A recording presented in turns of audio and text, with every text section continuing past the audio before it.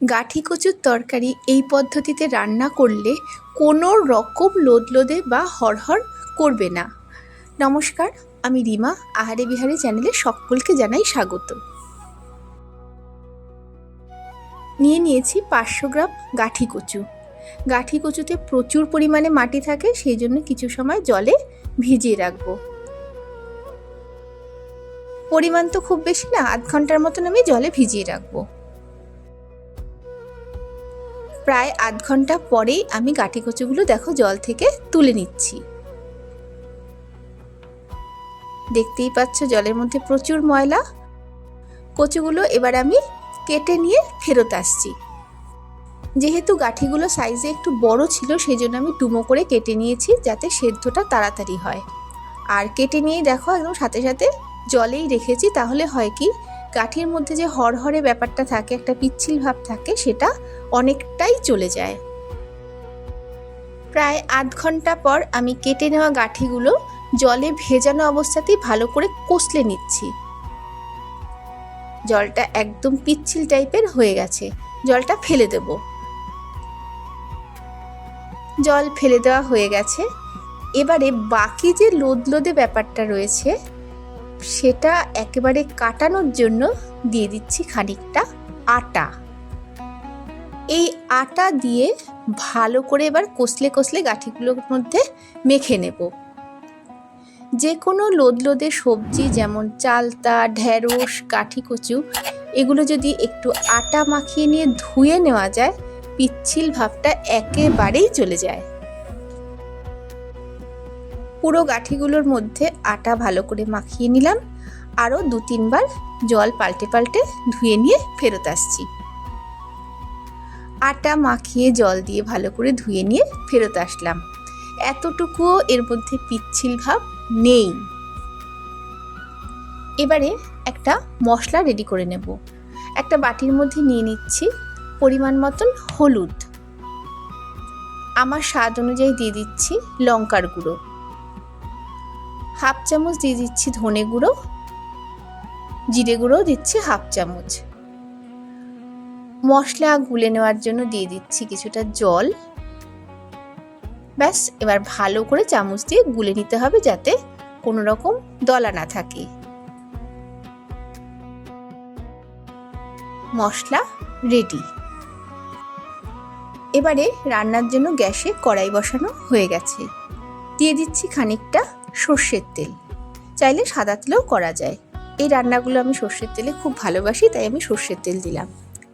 তেল বেশ ভালো মতনই গরম হয়ে গেছে। আঁচ লোতে রেখে দিয়ে দিচ্ছি তেলের মধ্যে একটা তেজপাতা, পরিমাণ মতন গোটা জিরে আর গরম মশলা। তেলে দিয়ে দিলাম। ফোড়নগুলো তেলের মধ্যে কিছুক্ষণ নেড়ে চেড়ে নিতে হবে।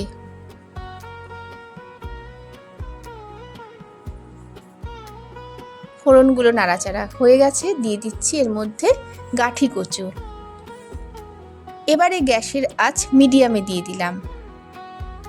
গাঠি কচু দিয়ে বেশ কিছুক্ষণ সাঁতলে নেব। তেলের মধ্যে সরাসরি গাঠি কচু দিয়ে একটু সাঁতলে নিলে স্বাদ দারুণ আসে। পিচ্ছিল ভাব থাকার জন্য অনেকেই এই সবজিটা অ্যাভয়েড করে, কিন্তু এইভাবে করে দেখো, এতটুকুও পিচ্ছিল ভাব থাকবে না। আমার চ্যানেলে নতুন বন্ধু এসে থাকলে, ভালো লাগলে আমার চ্যানেলটি সাবস্ক্রাইব করে পাশে থাকার অনুরোধ থাকলো। তোমাদের মূল্যবান মতামত অবশ্যই কমেন্ট বক্সে রেখো। সকলের সাথে ইচ্ছে হলে ভিডিওটি শেয়ারও করতে পারো, যাতে তোমাদের ভালোবাসায় আমার চ্যানেলটি অনেকটাই এগিয়ে নিতে পারি। এদিকে প্রায় 1 থেকে 1.5 মিনিটের মতন শুধু গাঠিটাই আমি তেলের মধ্যে সাঁতলে নিলাম। এবারে দিয়ে দিচ্ছি ডুমো করে কেটে নেওয়া আলু। এবারে গাঠি আর আলু একসাথে আরও কিছুক্ষণ সাঁতলে নিতে হবে। আমি কিন্তু গাঠি আর আলু সাঁতলানোর সময় কোনো রকম লবণের ব্যবহার করলাম না। লবণ দিলে হবে কি, গাঠি ভীষণ নরম করে দেবে, সেক্ষেত্রে সাঁতলাতে অসুবিধেই হবে। তোমাদের যদি ইচ্ছে হয় দিতে পারো। প্রায় 1 মিনিটের মতন আলু দিয়ে গাঠিটা আমি সাঁতলে নিলাম। দিয়ে দিচ্ছি এবারে জল দিয়ে গুলে নেওয়া মশলার মিশ্রণ।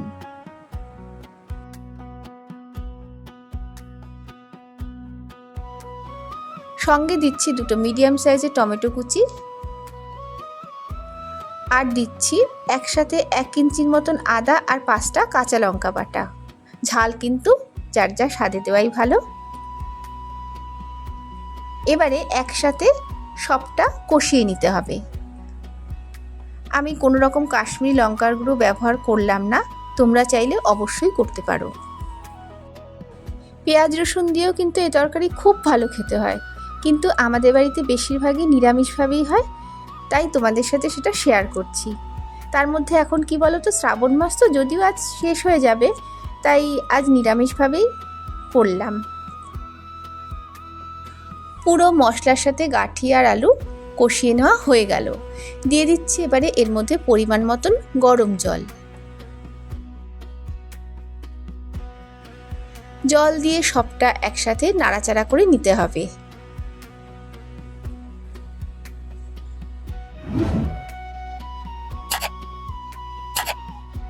নাড়াচাড়া করা হয়ে গেল। সেদ্ধর জন্য দিয়ে দিচ্ছি কিছু সময় ঢাকনা। আঁচ এবার লো টু মিডিয়ামে রেখে ফুটতে দিলাম।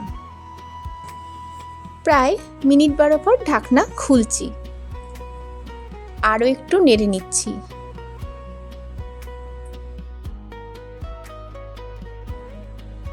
দেখো গাঁঠি কিন্তু সুন্দর সেদ্ধ হয়ে গেছে।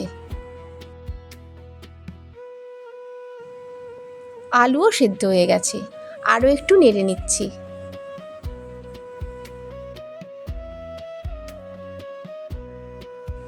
এবারে দিয়ে দিচ্ছি স্বাদ মতন নুন। স্বাদের ব্যালেন্সের জন্য প্লাস নিরামিষ রান্না, তার জন্য দিয়ে দিচ্ছি অল্প করে চিনি। হাফ চামচ দিচ্ছি ঘি।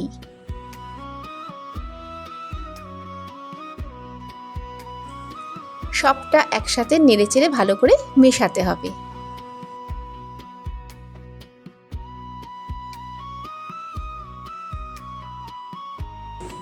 এবারে দিয়ে দিচ্ছি পরিমাণ মতন গরম মশলার গুঁড়ো।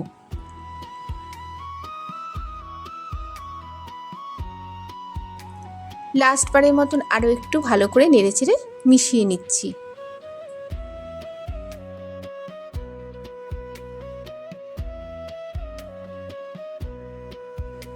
ব্যাস, মেশানো কমপ্লিট। গ্যাস বন্ধ করলাম। রান্নাও আমাদের কমপ্লিট। একটা বাটিতে পরিবেশন করে নিচ্ছি। ভাত রুটি যার সাথেই খাওয়া হোক না কেন, আঙুল চেটেই খেতে হবে। তাহলে বন্ধুরা, আমার আজকের রেসিপি তোমাদের কেমন লাগলো প্লিজ কমেন্ট করে জানিও। ভালো লাগলে তোমরাও একবার এভাবে করে দেখতে পারো। সবাইকে অনেক অনেক ভালোবাসা জানিয়ে আজকের মতো ভিডিও এখানেই শেষ করছি। সবাই ভীষণ ভালো থেকো, আনন্দে থেকো। ধন্যবাদ।